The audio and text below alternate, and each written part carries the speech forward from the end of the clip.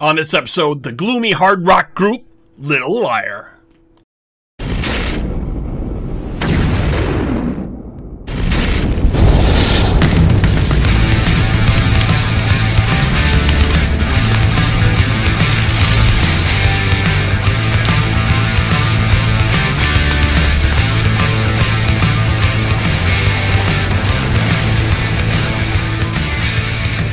Talk About Rock is sponsored by School of Rock, North Buffalo, where they're making musicians every day. Okay, we now have with us, it looks like the whole gang here, Matt, Austin, Dash, and Derek from Little Liar, joining us here now on Talking About Rock. How's it going, guys? Great. How are you? Great. So you're here. We're here to chat with you about your latest release you got going on, Liquor, Lust, and Anguish going on. But maybe let's start with a little bit of a history of the band, kind of putting it together. I don't know who wants to take that first, Matt or Austin, if one of you guys want to jump in on that. Kind of tell us about putting this band together. Go for it, Maddie. All right. I'll take it. I'll take it from the beginning. So we started off originally as a blues project, which was kind of funny. I was just looking through the Buffalo Bands and Need Musicians page on Facebook, and I'm like, listen, I've been out of playing for years. I just graduated college. I'm like, let's put a band back together. I haven't played in forever, and I was missing playing. So found a bassist. He had a buddy who was a drummer, and for a while I was singing, and I am not the best singer. So we're out looking around, and me and Austin had linked up a while back, and just nothing ever really meshed and clicked. Like musical styles, just we weren't doing something at the right time. But we eventually posted a cover of Slither by Velvet Revolver, and Austin messaged me, and he's like, "Yo, if you guys are more moving towards this style of music, that's something I would really be interested in." So we brought Austin in. We had a few other singers lined up for tryouts and stuff like that. But as soon as Austin came in, it was like, wow. All right, well, we found our singer. So we didn't really need to try anybody else out. We put the dude right there. And eventually we got Dash and Derek in through Austin, and I'll let him kind of jump in with that. So Yeah, Dash and I went to the same school, West Valley. Shout out to West Valley. Really small town. Um, it's pre-K through 12, and there's like 400 kids in the whole school, one building. Um, and Dash is a few years younger than me, but closer to graduation, we started to link up more and play together. And um, he was the first person that I knew I'd want to ask to play bass when we were in need. So that happened. And at one point, Derek, before, a couple of years before Little Liar was even a thought, Derek and Dash and I had all gotten together to jam, just kind of for fun. And it's definitely just a good bond. So when we were found ourselves in need of a drummer as well, Derek was the first on the list for me and Dash. So Dash and Derek, you guys got the call then from Austin there to come and check this out. So what were your thoughts when he gave you a call to start this up? I was excited to just be like doing something musically again because it had been a minute since we had last done anything. So Austin and I had been in a band prior to this, but that kind of got curtailed by COVID and all that. So it was nice to just like get the juices flowing again and be able to play music again together. Yeah, Very, and then I'm very cool. pretty much on the same page with this guy. I never really expected to be doing this again once I got out of high school. I figured music would just kind of dwindle away. And then when they asked me to join, I was just over the moon about it. So I started practicing all the songs because I joined later than everybody else. And as soon as I went to the first practice, it just kind of like clicked. And we all knew that it was going to work from then on out. Yeah. Sometimes you're lucky and you just get that. And yeah, I totally agree with like what you're saying. You get a little bit older, maybe you don't have time for music and life happens and other things are going on, families and stuff. But yeah, it's always great to be able to come back and revisit it. So getting back to you a little bit, Austin. So that was pretty much it when you heard you wanted to lean into more Velvet Revolver, the type of stuff that really interests you. Because I was looking through the influences you guys got listed. So I'm seeing Alice in Chains, like you said, Velvet Revolver, Black Sabbath, Black Keys, The Strokes. So is that influence in your sound and style, would you say? a lot? Yeah, definitely. I grew up on like, I mean, the first thing that really got me into music was like hair bands from the 80s, Def Leppard and Dokken and Rat and stuff like that is like what got me into. I started out as a drummer and like those were like what I was listening to a lot. But then I kind of moved like as I got older, I moved into grunge. Um, and I'll always kind of have a soft spot for grunge and stuff. Um, but I think all of us kind of we bring some different influences to the table, obviously, like every band. Um, and I really like bands like the Strokes you were talking about earlier. Um, and that kind of alternative, like a more modern alternative sound as well. I know Matt's big into those Guitar Hero guys. He loves Guns N' Roses and stuff, Slash, as I know is a big influence for him. And we definitely met in the middle with kind of a grunge sound, I Very think. cool. Very cool. And Matt, so you were telling me you took lessons from one of your own local Buffalo guitar heroes here, Dave Constantino. So Oh yeah. tell us a little bit about starting out with that. I mean, obviously Dave Constantino, one of the founders of Chalice, was very huge in Buffalo. You know, Dave still plays, member of the Buffalo Rock and Roll Hall of Fame. So yeah, tell us about your experience with him. Yeah, I mean, massive footsteps to follow in. I mean, Talus played massive shows. I think one time Slash ended up coming here, opening it up for Dave at one point, which is just wild to me. But yeah, no, I mean, he definitely was one of the most influential voices in my blues upbringing. I had a very bluesy upbringing. And I didn't originally start taking lessons from Dave. There was a guy named John Zidell at Limelight Music in East Aurora. He was my first guitar teacher, but after a certain point, I started, in his words, not mine, I started to excel. And he's like, you need to move him up to somebody better. So I moved my way up to Dave. And he obviously recommended Dave. They work together. And obviously, Dave is, a local guitar legend. But he just started to get me more into that, technical route as opposed to just playing riffs and wanting to solo randomly. He started getting me a little bit more in the music theory side of things, taught me a little bit more about servicing the actual song and not just playing as fast as possible and actually being a good guitarist that fits in and can write well as opposed to just being able to play well. I owe a ton of that to Dave. Dave's just an amazing guitarist. I can't say enough good things about him, but he is the reason I am the player I am today. So, Yeah, definitely an amazing guy. And I've heard a lot of artists, speak about like what you were saying when you're writing music and playing music, playing to the song. Definitely. It just incorporates the style and the grace of the music a lot better. And you can hear that it definitely flows through with that for each song. So tell us a little bit about, and we're going to listen to some of it. Tell us a little bit about writing and putting together the latest thing you guys got, Liquor, Lust, and Anguish. It's almost a little tongue twister for me to say that there, but tell me about putting some of that together. I mean, who wants to start? You can if You you got got it. something Go, to What's up, Derek? go. You got it. All right, I'll You're go. obviously the spokesperson for the band, dude. You've told this story 100 times. All right, I'll go. These guys are sick of hearing it. Well, we haven't heard it here on Talking About Rock yet, so go ahead, man. All right, time for everybody else. So, I mean, we started this album even before Dash and Derek had joined. I think Dash was there for the very beginning of the album. But we'll start with I guess chronologically, the first song that we really worked on, which was Truth Hurts. And I had basically the entirety of the song structured out. We made some structural changes as time went, but I wrote this really fast aggressive punky riff and recorded it on GarageBand. And I think we're just scrolling through one day, me and Austin were going through riffs and stuff that I had saved from a prior point. And I clicked on that one and it caught him and he's like, hey, I think we're going to use this. So we worked on it, shelved it for a while. And then came the back. drums on that were Yeah. funny. It wasn't gonna work.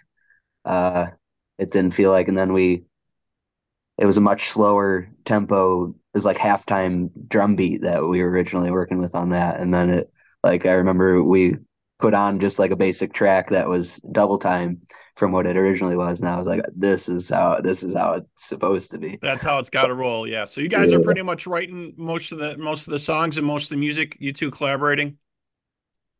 Yeah, I would say Yeah, pretty evenly between all of us. Yeah. yeah, yeah. Everybody, especially for our own individual parts, everybody's puts their own flavor into it for sure.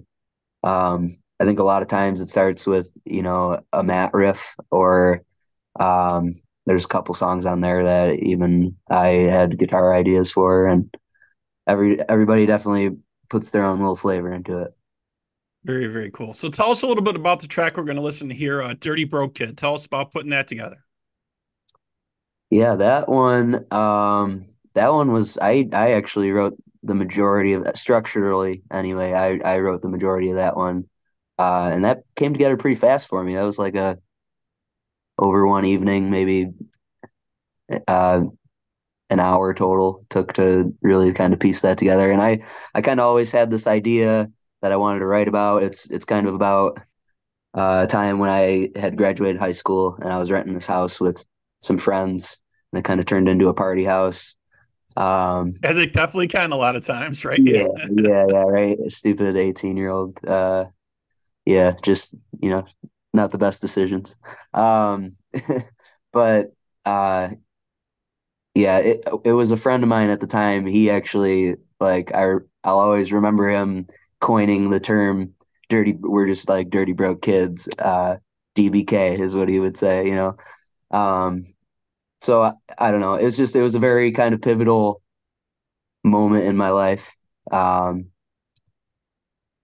Not a lot of good things about it, but I mean, looking back on it now, it was easy. It was an easy thing to write a song about. So Right. So there you came out with a good track, at least from all that craziness that went on. yeah, Very cool. All right, let's right. take a quick break here. We'll check out the video and the song for Dirty Broke Kid, and we'll be right back with the guys from Little Liar on Talking About Rock.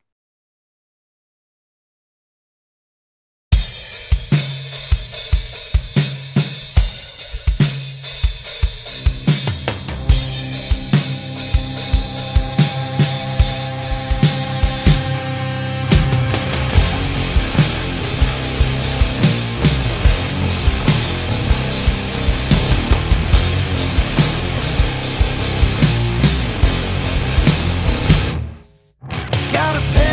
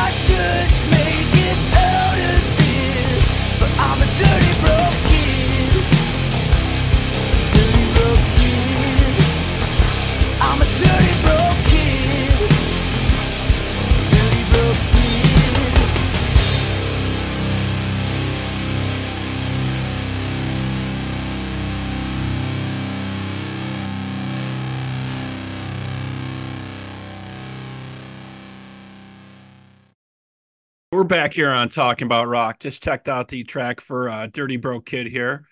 Very, very cool stuff from Little Liar. So, I'm hearing your name around a lot around Buffalo, your band's name. Definitely tell me a little bit about creating the following here that's been going on, because it's definitely something that's been swelling up, it looks like, over the last couple of years for you guys. You got some shows booked, you got a couple sellout shows, and it seems to be starting to roll for you guys, really. Yeah, it's pretty exciting. I mean, we've only really been a lineup for less than a year, I'd say. So it's kind of cool to see it kind of take pace and just start rolling. But against the we've been not taking advice from promoters and spacing out your shows and not playing it every 3 months, playing a venue every 3 months. We've been just kind of like taking the Van Halen method and playing every show that is thrown our way and playing every show that makes sense. I'll say it that way, that's thrown our way. And it seems to be working for us. People keep coming out, people keep following, people keep paying attention and listening to the music. So, I mean, if it ain't broke, don't fix it. Exactly, exactly. Yeah, I was speaking to an artist the other day, and she was like, "We will play anywhere, anytime they want us to play." And I was like, "There you go. You got to take advantage of that. Definitely while you can. You got to, like they're saying, you strike while the iron's hot. If you got places looking for you, definitely, yeah, definitely want to key in on that. So very cool. You guys got future plans? I assume you're writing some stuff now, or you're thinking about it. It's funny because we just finished tracking a 2-song cover EP. Um, so we're doing just like a 2-song cover release. I don't know if you want me to tell the songs that have been released, guys. Up to you. But you guys good with that or? Yeah, Yeah, go why for it. not? I mean, we Fair. got to debut it somewhere, Might as well All do right. it. Debut Fair. on Talking About Rock. Little Liars got some new songs they're going to be coming out with, and those songs are Yeah, so we covered Them Bones by Alice in Chains. That's my personal favorite. great choice. Great choice. Yeah, it came out super well. And then we did Paranoid by Black Sabbath. So took two of those big influences that we all agree are just massive in our sound, and we're like, just throw these on a little release. Give people something to hold out onto while we work on the next album. So Very, very good idea. You going to be putting any video together for that, for those tracks at all? Thinking about that, or probably not. If we were, it would be something small. Um, we thought about maybe doing a performance video, but I don't know. I mean, I right now no, but things could change. We could change our minds on that. So I'd right? say just keep your eyes open. Very, very cool. Very cool. Well, I give you guys kudos definitely for doing original material in Western New York and anywhere really right now is super difficult. Right? Mm. There's so many audiences that just want to hear you play the covers. It's so hard to break through. It's so hard to get your music listened to, and it even seems like nowadays there's even more bands coming out all the time. I hear a lot of new music and a lot of new bands all the time putting out stuff, but sometimes it's really hard to make that stick. Was that the choice you guys made right away? Like we're gonna do original. This is just what's gonna happen. Yeah, definitely. I mean, we definitely wanted to just like have our own sound and just like this is what we're doing. We don't care about covers really or anything like that. We want to focus on original music. And honestly, that's the most fun to play. Like, yeah, doing covers here and there and watch people jump around to the songs that they know, like that's all fun. But like doing something different and that people don't know and still holding their attention to something that they're not used to hearing because they haven't before. Like that's a whole challenge in itself, and that makes it so much more enjoyable when we're doing what we do. Yeah, I think it yeah. makes it more rewarding too, hearing people, sing along to your songs and hearing people participate in the stuff that you poured your heart and soul into and worked your ass off on. And I think it's just, it makes it that much more rewarding when these people don't know your songs, but then they come to listen to the album on repeat and they buy your CD and they wear the shirts. It just makes it that much more surreal. From being like a year ago, we're like, hey, let's write music. And now you got people buying shirts and wearing the shirts and pre-ordering merch and buying CDs. And it's just wild. Even on just a local scale, it's nuts. So Yeah, very, very cool. Yeah, I just know it's so difficult, like I said, just to come out with original music and like you were saying, to keep the audience engaged. And I know a lot of venues usually aren't too up for that, because they want to keep their folks in there, in the clubs, right? Listening to you guys and stuff. So I know a lot of times they don't want to give a lot of new music and original music a chance even, but it seems like you guys have grown, grown a reputation a little bit. You've grown your following a little bit. And like you're saying, people are buying your merch. That's always a good thing, right? Yeah, always good to see people repping the Little Liar brand. We just did a run of hoodies and zip ups, and I've been wearing mine pretty much every day. One of my favorite pieces of merch that we've ever done, and we've only got a few left, and it's cool just to have already be running low on them. So very, very cool. So what gigs you guys got coming up within the next couple weeks or so? Friday we're at Santor's in Williamsville, which is a great venue. I love Paul. We've played there a couple times acoustic. We've never played their full band, so we'll be doing a 3-hour set there, mostly covers, but we will have our originals in there. And we'll never play a show where we don't play our original music. It's just part of it. It's what comes with the brand. But we got that coming up, and then after that, I think Good Bar, yeah, Good Bar on the 22nd. Heading out to Rochester on the 23rd, playing Bug Jar. That's going to be fun. We're playing with some Checks and X's out there. Yeah, say hello to Oz for me when you guys are at Bug Jar. Yeah. Okay. He's a good guy. He's a good guy out there. Very, very cool. And back to Good Bar again. So you guys sold that out before. So maybe, maybe lightning will strike again for you guys there. That seems to be a good place for you, right? Fingers crossed. They love us there. I mean, they got us booked out in November already, which is wild. So excellent. Well, you guys seem to have the right chemistry, the right attitude, and some great tunes. I wish you so much luck on everything going forward. Keep us in the loop. What's going on? We look forward to, those releases, those covers for you, and see what's coming up next with you guys. Yeah. Thank you very much. All right, guys. Have a great night. Yeah, you too. Thank you very much.